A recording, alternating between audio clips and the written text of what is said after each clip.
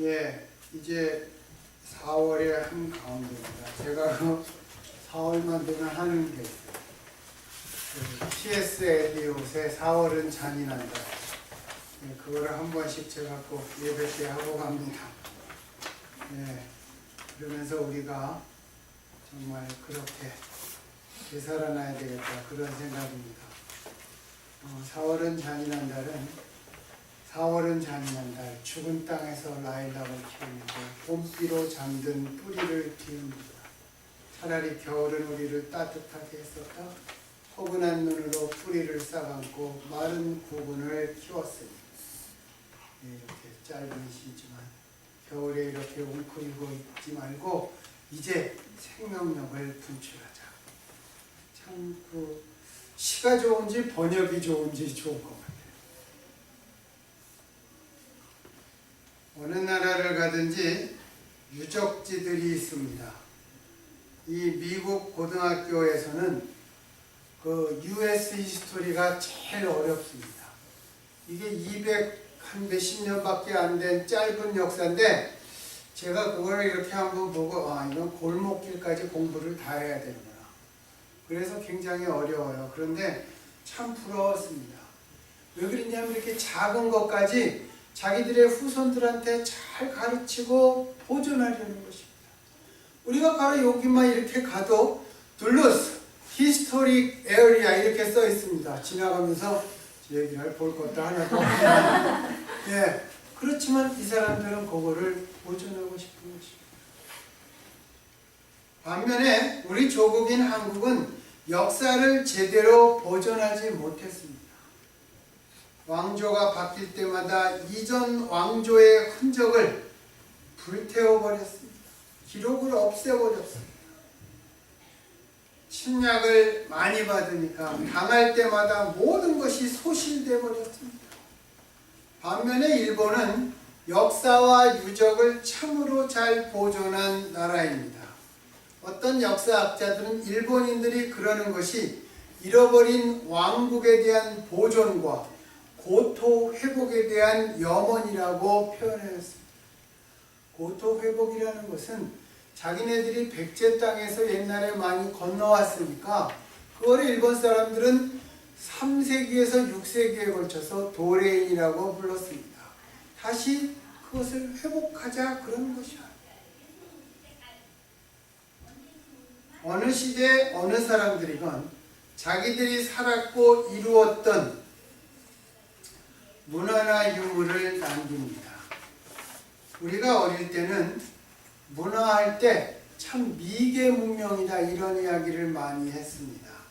그런데 어떠한 문화라도 들어가 보니까 그 안에는 아름다운 것이 꼭 있어요. 지금까지 문화라고 할 수 있는 것이 인류 역사상 우리가 조금씩 크게 말하면 2,000개, 작은 것까지 파고 들어가면 4,000개 정도 있다고 합니다. 그렇지만 요즘에는 문화인류학자들이 그것을 미개 문명이라고 표시하지 않습니다.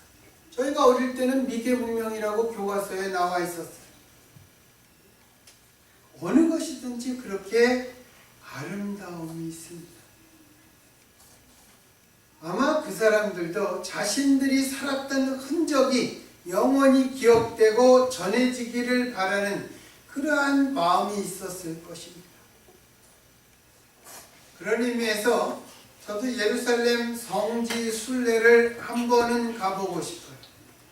예수님께서 태어나셨던 마국간, 자라나셨던 나사렛, 그리고 커서 사셨던 제2의 고향 가버나움, 그리고 갈릴리 호숫가, 그리고 복음을 전하시며 다니셨던 길, 십자가를 앞에 두고 정말 간절히 기도하셨던 겟세마네 동산과 예수님이 돌아가셨던 갈보리, 그리고 부활하신 무덤, 그 예수님의 자취를 한번 따라가 보고 싶습니다.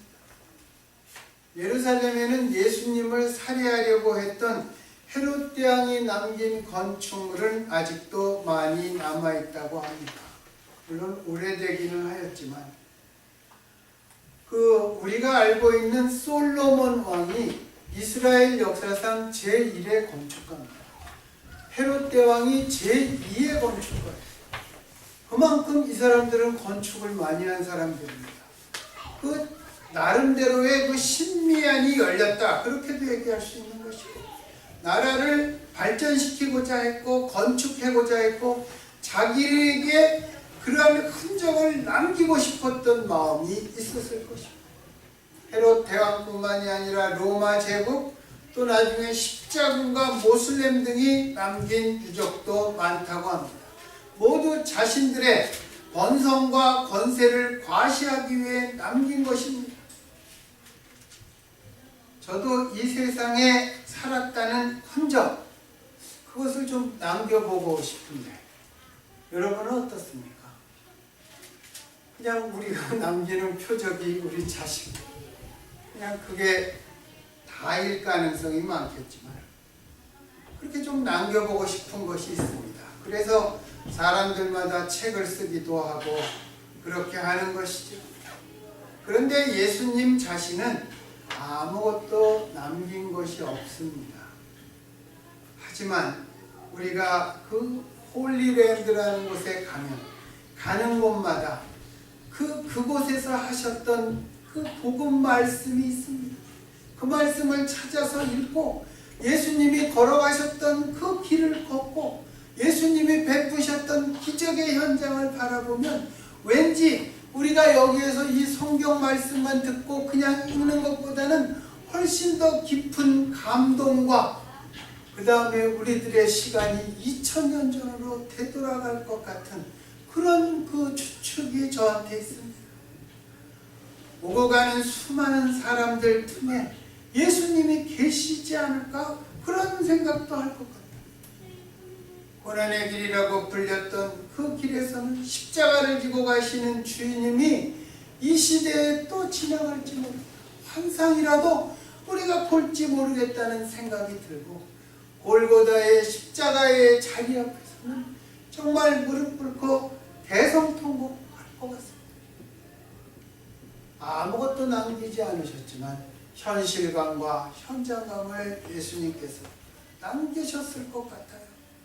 그런데 예수님은 하필이면 왜 많고 많은 것 중에서 십자가를 지고 가셨을까요? 당신의 능력과 지혜로 세상을 구하실 수도 있었을 텐데 왜 십자가의 순환으로 세상을 구하셨을까 하는 의문이 듭니다. 구약성경 신명기 21장에 보면 나무에 달린 자마다 하나님께 저주받은 자, 그런 문구가 나옵니다. 십자가는 저주받은 사람이 지고 가는 것인데 어떻게 십자가가 하나님의 사랑의 가장 커다란 증거가 될 수 있습니까? 십자가의 처형은 가장 고통스러운 형벌입니다. 일단 십자가에 못 박히고 나서 숨이 끊어질 때까지의 시간이 깁니다. 보통 그 기간이 사흘에 걸쳐서 사람이 죽지 못하고 매달려 있다고 합니다. 여러분, 또 이렇게 사람이 감각이 있을 때는 이렇게 못 박힌 채로 매달리면 몸이 이렇게 아래로 내려가잖아요. 그러면 그 몸을 다시 일으키기 위해서 못 박힌 발에다가 힘을 줘야 되지 않습니까? 그러면서 이 손에, 못 박힌 손에 힘을 주고 지탱해야 될 게 그거밖에 없으니까 그렇게 몸을 올렸다가 다시 또 내려가면 그것을 반복하는 것입니다. 외정시대 때 그 외놈 앞잡이를 지독스럽게 했던 사람이 해방이 되자 잡혔습니다. 그 사람 때문에 동네 남정들이 몇 사람이 죽었습니다. 그 동네 이제 과부가 된 아주머니들이 얼마나 화가 나는지 저놈을 어떻게 죽여야 되겠냐. 그래가지고 나무 기둥에다가, 마을 앞에 나무 기둥에다가 이렇게 붙들어 맸다 그래요. 그리고 우리 어머니들이 옛날에 호천 새로 할 때 그 대바늘 있잖아요. 그 대바늘로 지나가면서 아주머니들이 한 번씩 찌르고 그 다음에 소금물을 확 뿌렸다 그럽니다. 얼마나 원한에 사무쳤으면 그랬겠습니까? 십자가도 그런 것입니다. 원래 십자가의 형벌은 이방 나라의 처형 방식이었는데 그 방법이 아주 정말 악독하니까 로마 제국은 극악무도한 죄인들을 공개적으로 잔혹하게 죽이는 형틀로 사용하였습니다. 예수님 어린 시절에도 갈릴리 지역에 반란이 일어났는데 로마가 2,000명이나 되는 사람들, 유대인들을 십자가에 못 박아 죽였다고 합니다. 하나님께 저주받은 형벌인 십자가. 그래서 사도 바울은 십자가를 가리켜 오늘 유대인들에게는 걸려 넘어지게 하는 것이요 이방인들에게는 어리석은 것이다 라고 말하고 있습니다. 또 우리가 예수님을 보면 예수님은 십자가의 죽음을 영웅적으로 위풍당당하게 받아들이지도 않으셨습니다. 겟세마네 동산에서는 땀을 피처럼 흘리시며 아버지께서는 무엇이든지 다 가능하니까 이 잔을 내게서 옮겨 주옵소서, 그렇게 애절하게 간구하셨습니다.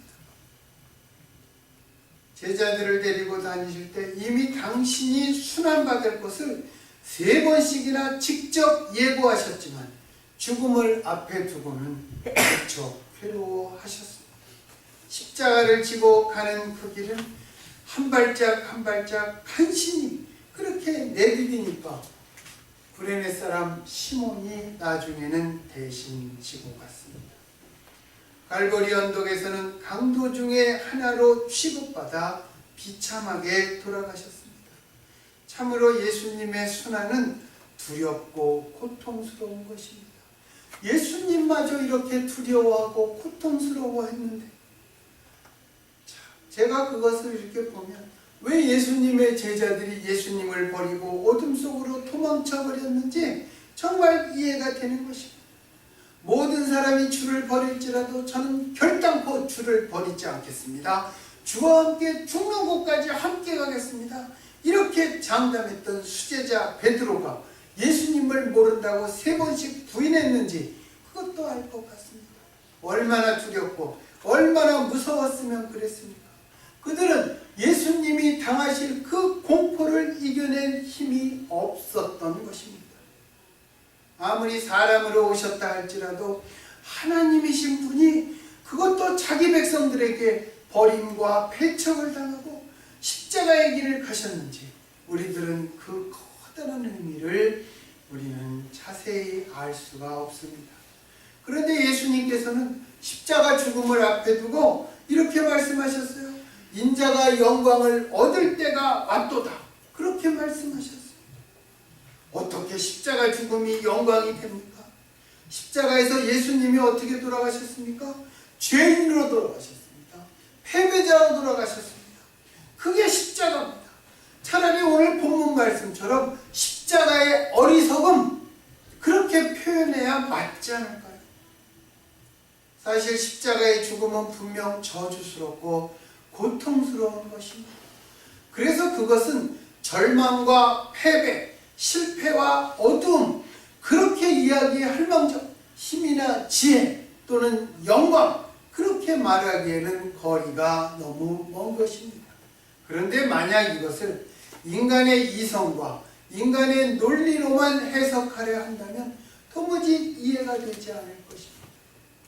유대인에게는 걸리는 것이요, 그 말이 뭡니까? 걸려서 넘어지는 것이라는 것입니다. 십자가가 유대인들이 예수를 믿지 않았기 때문에 십자가로 말미암아 그들이 그토록 바랐던 하나님 나라의 구원, 그것에 걸려 넘어졌다는 것입니다. 이방 사람들은 무엇이었습니까? 오직 힘의 논리로, 다산과 풍요로 그들의 삶이 복과 저주, 그것으로 구분했기 때문에 어리석은 것입니다. 그래서 인간의 이성과 논리로 보면 도무지 이해가 되지 않는 것입니다. 왜냐하면 그리스도의 십자가 죽음은 오직 신앙의 문제이기 때문입니다. 신앙 중에서도 가장 큰 신앙의 신비가 바로 십자가입니다. 이것은 철저히 믿음의 눈으로 보지 않으면, 또 성령께서 깨우쳐 주지 않으면 알 수 없는 것입니다. 지난주에 한국에서 국회의원 선거가 있었습니다.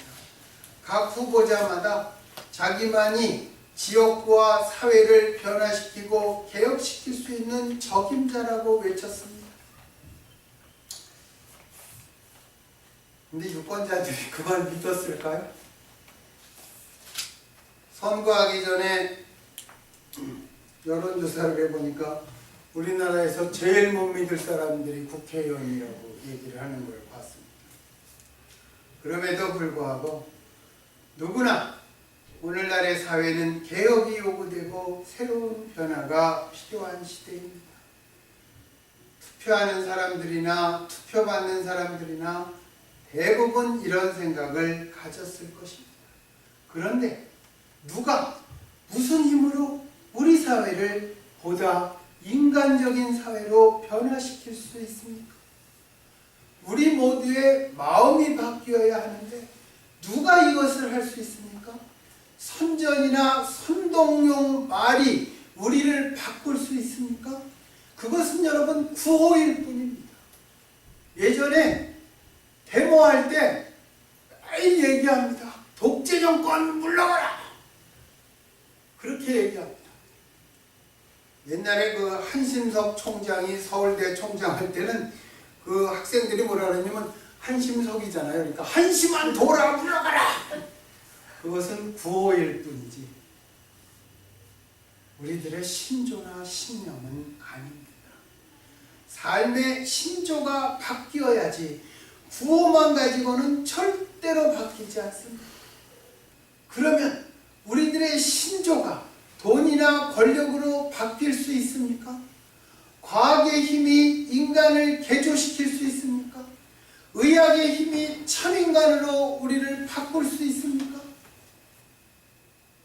이보다 더 높은 차원의 인간 구원을 생각할 때 회심과 회개를 가져올 수 있는 것은 그 어떤 인간의 힘도 인간의 지혜도 아닙니다. 제가 가끔 예수님처럼 기적을 일으킬 수 있다면 참 좋겠다 이런 생각을 합니다. 왜 그러냐면 몸이 아픈 사람들이 그 당하는 고통 그것을 바라보면 너무 마음이 아프거든요. 여러분 그 안병동에 가잖아요. 제가 이제 안병동에 가서 의사를 만나지 않습니까? 정말 얼굴이 편안한 사람은 저 말고 거의 없어요. 그건 나는 그렇게 생각하니까 다른 사람이 저를 어떻게 보는지 모르겠지만 이렇게 주변을 보면 의사를 만나려고 기다리는 사람들의 얼굴에는 죽음의 공포가 드리워져 있습니다. 의학의 힘도 우리를 변화시키지 못하는 것입니다. 그런 사람들 보면서 내가 기적을 일으키면 예수를 다 믿지 않겠나? 그런 생각을 해봅니다. 보지 못하는 자가 보게 되고 걷지 못하는 자가 걷게 되고 한센병자가 깨끗해지고 암이 고쳐지고 빵 5개로 한 1000명씩 먹이고 그런다면 참으로 대단할 것입니다. 그러나 기적은 놀라운 것이지만 마음의 변화를 받고 그것을 끝까지 간직한 사람은 성경에 별로 없습니다. 고침을 받은 문둥병자 10사람 중 예수님께 돌아온 사람은 겨우 단 한 사람뿐이었습니다. 복음서를 보면 사람들은 기적을 보고 그 순간에는 하나님께 찬양을 드렸지만 그러나 끝까지 그 믿음을 간직하고 주님을 따라간 사람은 적었습니다.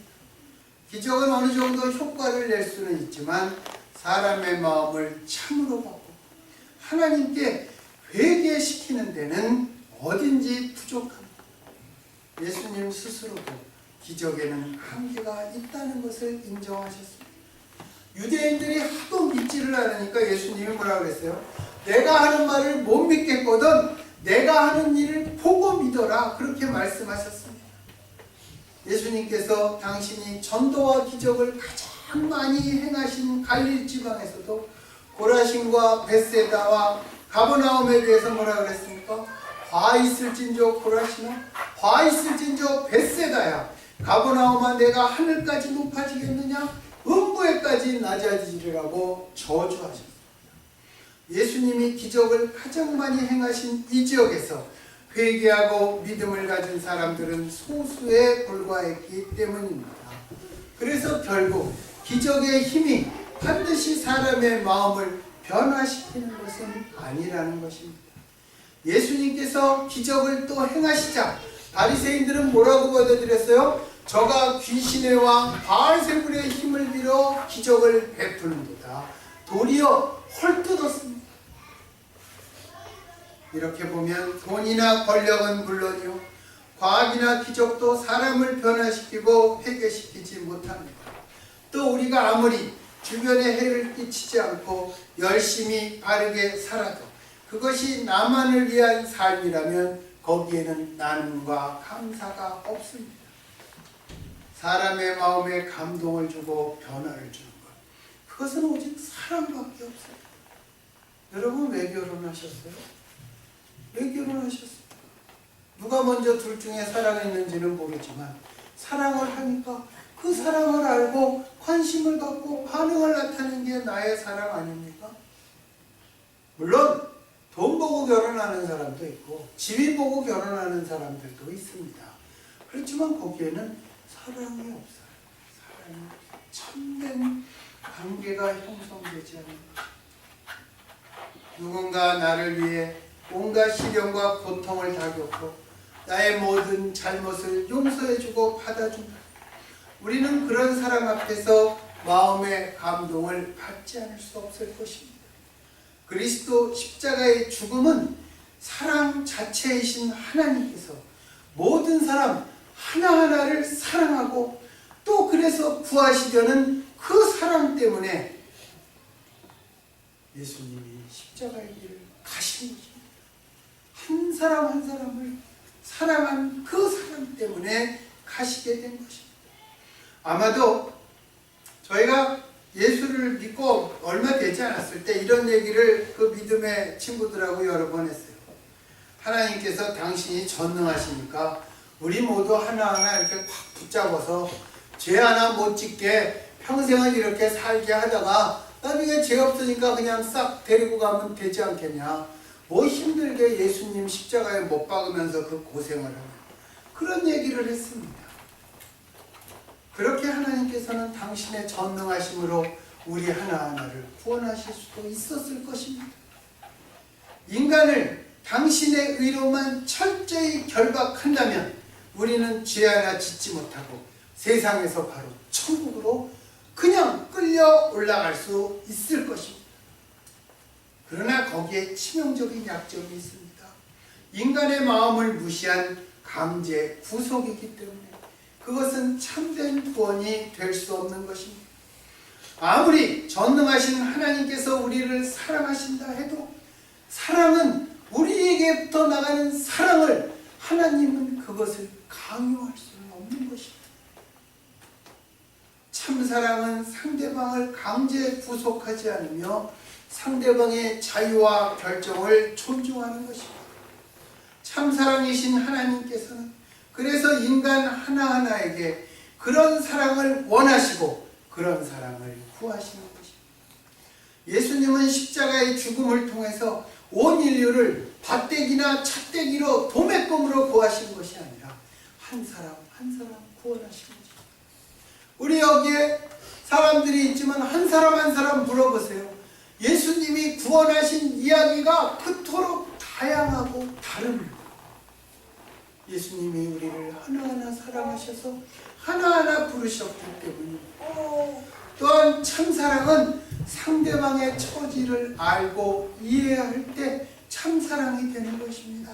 그래서 상대방이 어떤 처지에서 살아가나 그것을 위해서 하나님 되신 예수님이 이 땅에 인간으로 오신 것입니다. 이 땅에 오셔서 인간 사이의 삶의 고뇌, 삶의 고난, 배고픔, 정말 헐벗은 그 슬픔도 다 맛보시고 인간들이 어떤 질병을 가지고 살아가나 그것을 보셨습니다.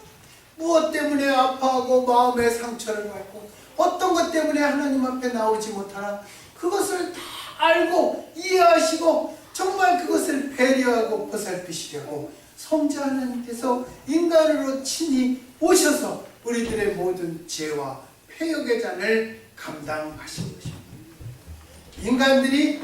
인간들이 자기 스스로 하나님께로 돌아서지도 않고 스스로 돌아설 수도 없으니까 당신이 사람이 되셨던 것입니다. 여러분, 권력이나 금력은 복종을 강요할 수 있지만 사랑의 반응을 이끌어내는 것은 오직 사랑뿐입니다. 하나님께서 우리에게 원하시는 유일한 것이 무엇입니까? 바로 우리의 사랑인 것입니다. 참으로 십자가의 죽음은 어리석고 비참하게 보이지만 그렇게 정말 비참하게 패배한 모습이 어디 있습니까? 그러나 오늘의 세상에서 십자가보다 더 크게 세상의 어두움을 밝혀주는 빛은 없습니다. 이 십자가를 지고 가신 예수님께서 얼마나 많은 사람들에게 힘과 위로를 주셨습니까? 우리가 낙담하고 슬퍼할 때마다 예수님이 찾아오셔서 우리의 마음을 위로하시고 우리를 다시 새롭게 시작하게 하시지 않았습니까? 여러분, 지금까지 그런 경험이 정말 적어도 몇십 번씩은 있었을 것입니다. 고통 속의 사람들, 슬퍼하는 사람들, 신음하는 사람들, 가난하고 약한 사람들, 병자들에서부터 겉으로 보기에는 멀쩡하나 영혼에 상처 입은 사람, 평안해 보이지만 말 못할 번뇌 있는 사람들에게까지 나의 모든 것을 풀어놓고 내어놓을 수 있는 대상은 오직 나를 위해 십자가를 지고 가신 예수님밖에는 없습니다. 저희 후배가 하나 있어요. 제가 이슬비 전도 편지 보내는 사람. 작년 2월 20일 날 자다가 대동맥이 터져서 그래도 살았어요. 위로 올라가는 게 터지지 않고 밑으로 내려가는 게 터져서. 그래서 지금 상반신을 못 씁니다. 대학교 교수인데 1년 휴직하고 지금 가르칩니다. 자기가 어렵고 힘들 때면 저희 집사람이 이번에도 가서 찾아가서 만나고 왔는데 그 부인이 그러더랍니다. 우리 기훈이 아빠가 참 힘들 때는 그렇게 얘기한대요. 아이, 동수 형이 나를 위해서 기도를 안 해주나. 왜 이렇게 내가 힘들지. 예전에 열심으로 교회 다니던 사람들이 한 10여 명이 찾아가서 전도를 했어요. 그랬더니 뭐라고 얘기했냐면, 당신들이 정말 그렇게 자랑스럽게 예수님을 나한테 전하면 당신들이 살아가는 행동, 당신 자식들이나 똑바로 먼저 가르치고 나서 나보고 예수 믿으라고 그래요. 니네 자식들이 밖에 나가서 교회 안 다니는 애들보다 쌍욕 훨씬 더 많이 하고 그래. 그리고 말만 예수 믿으라고 그러지. 그리고 나중에 뭐라 그랬냐면, 당신 같은 사람들이 천국에 간다면 나는 지옥 가겠어. 딱 이렇게 얘기한 사람입니다. 정말 그 조지아텍 그 학생 아파트에서 기훈이 아빠가 누굽니까? 그 사람들이 그렇게 얼굴 한번 보고 싶어 했던 그런 사람. 제가 한번 아파 보니까 그래갖고 제가 그 친구한테 그런 얘기를 했어요. 받아들여. 이제 받아들여. 이거 못 쓰는 거 받아들여. 그리고 너같이 똑같이 못 쓰게 된 사람들한테 네가 꿈과 희망을 주면 안 되겠냐. 그 처지에서 나는 물론 네가 일어나서 걷기를 바라지만 네가 그렇게 할 때 너로 인해서 수많은 사람들이 꿈과 희망을 가질 것이다. 네가 정상인으로 살 때 네가 좋은 사람인 건 알지만 네가 롤 모델이 될 수는 없어. 제가 그런 얘기를 했어요. 예수님을 아직 안 믿지만 그래도 다행히 그 큰아들이 여기 지금 예일에서 박사과정을 시작을 했습니다. 정말 아주 뛰어난 아이예요. 그런데 걔가 예수를 믿게 됐어요. 그래서 제가 얼마나 하나님한테 감사했는지 몰라요. 제가 그 친구를 위해서 제가 20년 이상 기도를 한 게 하나님께서 그 아들을 통해서 이제 역사를 하실 거라고 믿습니다. 예, 그런데 그 친구가 뭐라 그랬어요? 동수 형이 나를 위해서 기도를 안 해주시나? 내가 이렇게 힘드나? 뭐가 있습니까? 그 사람이 나를 믿겠습니까? 내가 믿고 있는 예수님께 대한 기대가 있다는 것입니다.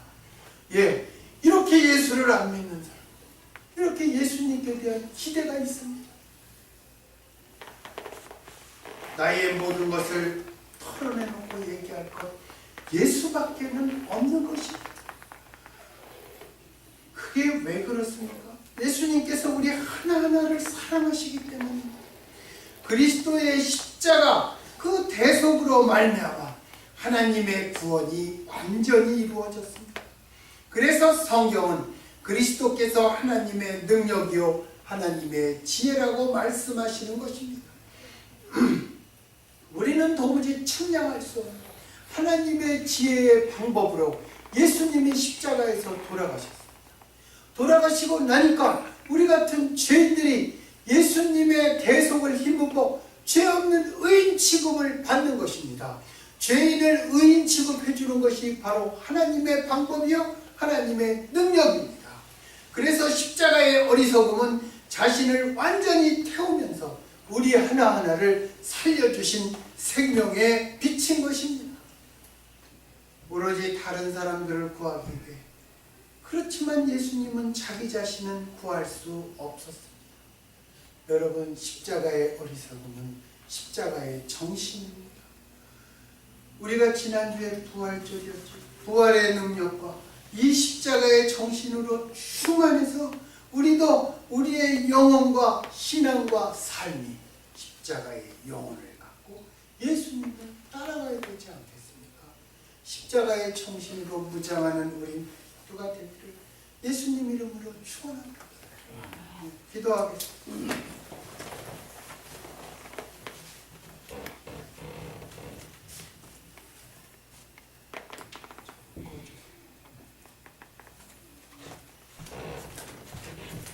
하나님 아버지,